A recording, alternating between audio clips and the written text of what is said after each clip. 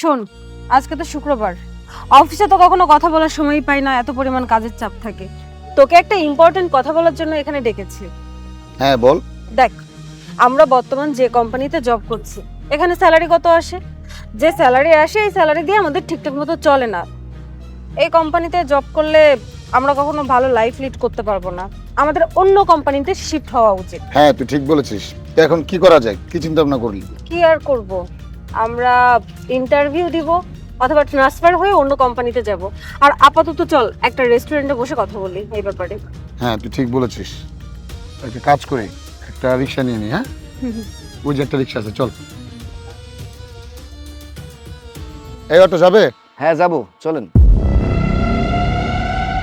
দীপ, তুই এখানে? তুই রিকশা চালাস? আর এত আশ্চর্য হওয়ার তো কিছু নেই। ও হচ্ছে জাত রিক্সা চালক, ও সারা জীবন রিক্সা চালিয়েছে, সারা জীবন রিক্সাই চালাতে হবে। কিন্তু ও তো আমাকে কিছুদিন আগে বলেছিল ওর একটা ভালো কোম্পানিতে জব হয়েছে আর ওখানের বেতন নাকি 50,000 টাকা। তাহলে ও রিকশা চালাচ্ছে কেন? হ্যাঁ আমি তো জব পেয়েছি, আর এটা সত্য কথা। এই শোন, কোনটা সত্য আর কোনটা মিথ্যা সেটা তোর কাছ থেকে আমাদের শুনতে হবে না। হ্যাঁ ঠিক আছে, তুই আমাদের সাথে অনার্স কমপ্লিট করেছিস, কিন্তু এখন ঢপ মেরে আমাদের লেভেলে আসতে চাচ্ছিস। বড় কোম্পানিতে চাকরি করিস বা চাকরি পেয়েছিস সেটা বলে কি আমাদের লেভেলে আসবি, তাই মিথ্যা বলেছিস? মানে বুঝিসনি? তুই কি কচি খোকা? তুই যদি চাকরি পেতিস তাহলে কি এখানে রিকশা চালানোর জন্য আসতিস? শোন, মিথ্যা কথা বলে কখনো আমাদের লেভেলে আসার চেষ্টা করিস না। তুই হাজার চেষ্টা করলেও কোনোদিনও আমাদের লেভেলে আসতে পারবি না। তুই একটা জাত রিকশা চালক, সারা জীবন রিকশা চালকই থাকবি, কারণ তোর বাবাও তো রিকশা চালায়। তার মানে তোরা সবাই জাত রিকশা চালক। শুধু শুধু আমাদেরকে মিথ্যা বলে আমাদেরকে ঢপ মারা হচ্ছে, তাই না? দেখো, তোমাদের কোথাও ভুল হচ্ছে। আমি সত্যি বলছি, আমি জবটা পেয়েছি। এই চুপ, আর একটা মিথ্যা কথা বলবি না। আর একটা যদি মিথ্যা কথা বলিস না তাহলে কানে নিচে ঠাড়ি একটা চড় দিব। মিথ্যা কথা বলে আমাদের লেভেলে আসতে চাচ্ছিস না? তোর মতো ফকিন্নি কোনো দিনও শুধরাবে না। তোর ভাগ্যে আছে রিকশা চালানো, তুই সারা জীবনে রিকশা চালাবি, কখনো আমাদের লেভেলে আসতে পারবি না। শোন, আরেকটা কথা মাথায় রাখ, কখনো মিথ্যা কথা বলে যদি বলিস যে আমি ভালো চাকরি পেয়েছি, আমি ভালো পজিশনে গিয়েছি, তাহলে এগুলো হবে একেবারে ফালতু কথা। আমরা তো তোকে বিশ্বাস করেছিলাম, আমরা তোর বন্ধু, কিন্তু যখন অন্য মানুষদের কাছে গিয়ে বলবি তখন না তোকে নিয়ে হাসাহাসি করবে, তোকে নিয়ে তামাশা করবে। তো এরপর থেকে অকাতের মধ্যে কথা বলবি। সারা রিক্সা চালক হয়ে আমাদের লেভেলে আসতে চায়, কি ঘুমিয়ে ঘুমিয়ে লাখ টাকার স্বপ্ন দেখছিস? আমাদের লেভেলে আসার স্বপ্ন দেখছিস? দেখ শালা, তোর রিক্সা যাবই না। হ্যাঁ চল, আমরা বরং অন্য রিকশায় উঠি। হ্যাঁ চল।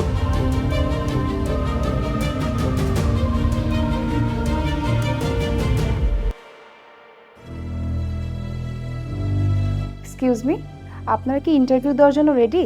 হ্যাঁ। ইন্টারভিউ কখন শুরু হবে? আপনারা ভিতরে আসুন, বস আপনাদের ভিতরে যেতে বলেছেন। কোন দিকে আপু? সোজা গিয়ে ডানে 306 নাম্বার রুম। সোজা।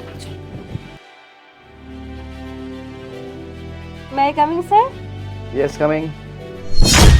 আরে কি ব্যাপার তোরা? এ কি দীপ, তুই এখানে? আরে হ্যাঁ, আমি এখানে, আর এটাই আমার অফিস। আয় বস।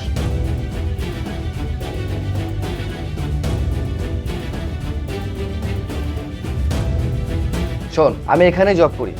আমি তো সেদিন তোদের বলেছিলাম, কিন্তু তোরা তো আমার কথা বিশ্বাস করিসনি। আজ নিজের চোখে দেখে নে। তুই সত্যি এখানে জব করিস? এটা তো বাংলাদেশের বেস্ট কোম্পানি, বাংলাদেশে এখন এটা টপে আছে, তুই জানিস?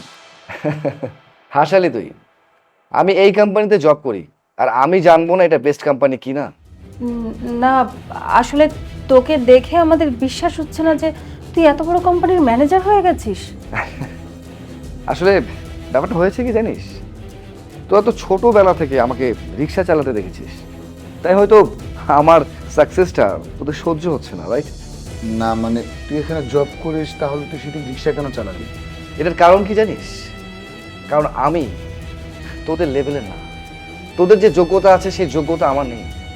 আর তোদের সাথে যখন আমার দেখা হয়েছিল সেই সময়টা এই কোম্পানিতে আমি মাত্র জয়েন করেছি। আমার কাছে তেমন টাকা পয়সা ছিল না। ঠিক একটা মাস কিভাবে চলবো আমি কোনো মতে বুঝতে পারছিলাম না, আর যার কারণে আমাকে রিক্সা চালাতে হয়েছে। আর ঠিক সেই মুহূর্তেই তোদের সাথে আমার দেখা হয়েছিল। তবে আমি যদি চাইতাম আমি রিক্সা না চালালেও পারতাম, কারো কাছ থেকে ধার কর্জ করে মাসটা কোনো মতো কভার করতে পারতাম। বাট আমি ভেবেছিলাম যে আমি কখনোই কারো কাছে ছোট হব না, কারো কাছে কখনো হাত পাতবো না, কারণ ধার করাটা আমার কখনোই পছন্দ ছিল না। আর তাই আমি ধার কর্জ না করে কষ্ট করে হলেও রিক্সা চালিয়েছি। আমি শুধু দিন গুনছিলাম কবে আমি প্রথম মাসের স্যালারিটা আমার হাতে পাবো। তবে একটা জিনিস কি জানিস, আমি না সেই সমস্ত মানুষকে খুব অপছন্দ করি যারা মানুষের দুঃসময়ে তাকে নিয়ে তিরস্কার করে, তাকে নিয়ে হাসি ঠাট্টা করে। তবে আর যাই বল, রিক্সা চালিয়েছি, কর্ম করেছি, আমি তো আর কারোর কাছে হাত পাতিনি কিংবা চুরি করিনি। আর আমি তোদেরকেই বা কেন এইসব কথা বলছি, কারণ এইসব কথা তো তোদের সাথে যায় না। আফটার অল তোদের যে লেভেল তার সাথে আসলে আমি কোনোভাবেই মানিয়ে নিতে পারি না। দোস্ত সরি, আসলে সেদিন আমরা না বুঝেই তোর সঙ্গে খারাপ ব্যবহার করে ফেলেছি, প্লিজ আমাদেরকে মাফ করে দে। দোস্ত দেখ, আমরা তো জানতাম না তুই যে এখানে জব করিস। তুই যেহেতু এখানে আসিস, এখন আমাদেরকে এই জবটা পাওয়ার জন্য একটু হেল্প কর। আমাদের এই জবটা খুব দরকার। বাহ, যেই তোরা শুনলি যে আমি এখানে জব করি, অমনি ওখান থেকে আমাকে স্যার বলে ডাকছিস। তার মানে তোরা তোদের ভুল বুঝতে পেরেছিস, সেটাও তোরা আমাকে বোঝাচ্ছিস। আসলে এই সব কিছু না তোদের একটা গান, তোরা এখনো তোদের ভুলটাকে বুঝতে পারিস না। আসলে এখানকার ব্যাপারটা একটু ভিন্ন রকম আছে। যেই দেখেছিস যে আমি এখানে জব করি, তোদের চাকরি পেতে একটু সুবিধা হবে, অমনি তোরা আমাকে সম্মান করা শুরু করছিস।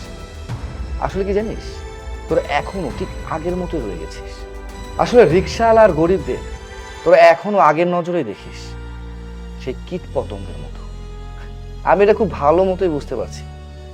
বাই দ্য ওয়ে, তোরা জানি কি হেল্পের কথা বলছিলি, জবের জন্য তো কিরকম হেল্প করতে পারি বল আমাকে। না মানে বাস, তোরা আমাকে কি বোঝাতে চাচ্ছিস সেটা আমি খুব ভালো মতো বুঝে গেছি। বাট সরি, এখানে আমি সততার সহিত জব করি। এখানে কোনো দুর্নীতি আমি কখনো করিনি, না কখনো করব।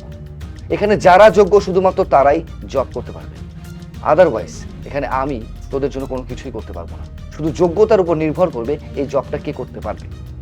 যাই হোক, ইন্টারভিউ শুরু হবে, তোমরা প্রস্তুতি নাও। সরি দোস্ত, পুরোনো কোনো কিছু মনে রাখিস না। না না না, ভয় পাওয়ার কোনো কারণ নেই। ভয় পেলে কিন্তু চলবে না। আমি পুরনো কোনো কথা রেস্ট টেনে এই চাকরির উপর কোনো প্রভাব ফেলবো না। এখানে যারা যোগ্য তারা নিজের যোগ্যতায় চাকরিটা পাবে। তাছাড়া আমি যে পুরাতন কথা ভেবে তোমাদের উপর বা তোমাদের চাকরির উপর সেই প্রভাবটা ফেলবো, এরকম মন মানসিকতার লোক কিন্তু আমি না। তাছাড়া তোমাদের একটা কথা বলি, এই যে তোমরা না মানুষকে ছোট করে কথা বলো, মানুষের কটু কথা বলো, এইসব কথা বলা বাদ দাও। বিশেষ করে তাদেরকে এইসব কথা বলবে না যারা পরিশ্রম করে টাকা উপার্জন করে। তাদেরকে নিয়ে এইসব কটু কথা বললে না, আল্লাহ কিন্তু সহ্য করে না। এর প্রতিফল তোমরা পৃথিবীর বুকে দেখতে পাবে। আর একটা কথা বলছি, তোমাদের সাথে আমার কি হয়েছে বা কি হয়নি সেটা এই জবের ইন্টারভিউতে কোনো প্রকারই প্রভাব ফেলবে না। আশা করি আমি কি বলেছি তোমরা বুঝতে পেরেছো। যাই হোক, ইন্টারভিউটা তাহলে আমরা শুরু করি। প্লিজ তোমাদের ফাইলগুলো আমাকে একটু দাও।